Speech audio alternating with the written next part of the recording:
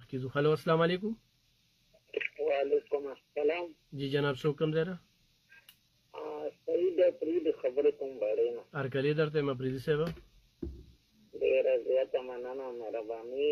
دا هغه کم بل چې پاس کېږي که نه، او جی او دا بل بلکل د خیبر پښتونخوا په ګټه کې دی که نه. صحیح. خو دلته به ورسره د روزګار موقع را پیدا شي او روزګار به ورسره کولاو شي.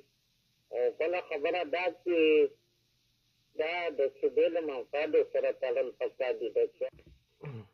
هلو السلام علیکم. وعلیکم السلام ورحمۃ اللہ وبرکاتہ. جی جناب څوک کوم ځای نه؟ جی انشتوان د مرزونه. جی هرکلی درته یم نوشروان صاحب.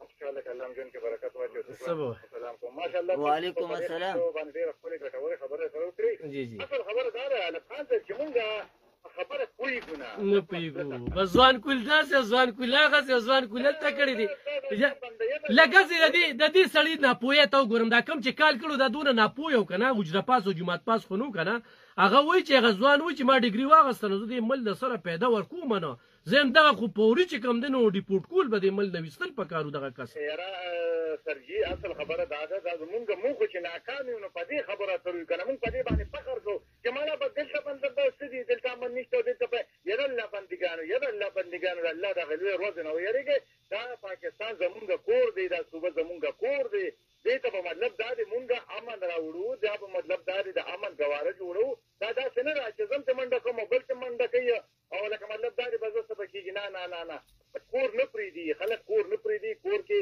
خپل تدریرو نه چاقم راشي او امن پکې راوړي. بل خبره دا ده سرجی تاسو وګورئ ګوره آرمي چیف تاسو ډېر مزیدار ګټور خبره سره پای کې آرمي چیف په دغه غونډه کې ناستو کم لکه ملي بهر ملک کم لکه مطلب دا دی دغه خلک راغلي او هغوی سره خبره اترې او دغه شو د وفاق په دغه باندې هغوی په دا ټولې خبرې اترې کړي دي. چېرې مثال خبره ده دا لکه مطلب دا دی صوبې له لکه پیدا ده دا لکه ټول پاکستان له پیدا ده دا قوم له پیدا ده نو په دې باندې ولې موږ نه راضي کېږو دې کې په دې باندې موږ ولې سیاست کوو او لکه دغه د قوم او د صوبې د دغه لکه څنګه چې تاسو ډېره ګټوره خبره کوئ انشاءالله تعالی په دې به عوام هم لکه ملي په روزګار شي موږ خو بېروزګاري کم حد ته رسېدل تاسو وګورئ جي بالکل ډېره زیات لکه مطلب دا د روزګار لکه هغه خبره چې هر څه رسېږي الحمدلله دا چې راشي برابر نو په دې باندې اوس ولې دا مطلب دا د قسمه قسم پاټۍ خلاف لکه 12 کاله شو په دې صوبه باندې دا ځوان کل مسلط دی که نه نو ناپوهه دي نو 12 کاله صوبه لوټ شوه لکه تا پکې څه کار ولیده ګوره تاسو ډېرې پاکې او سپینې خبرې کوئ زه ګورې ستاسو ملګرتیا په دې خبرو کوم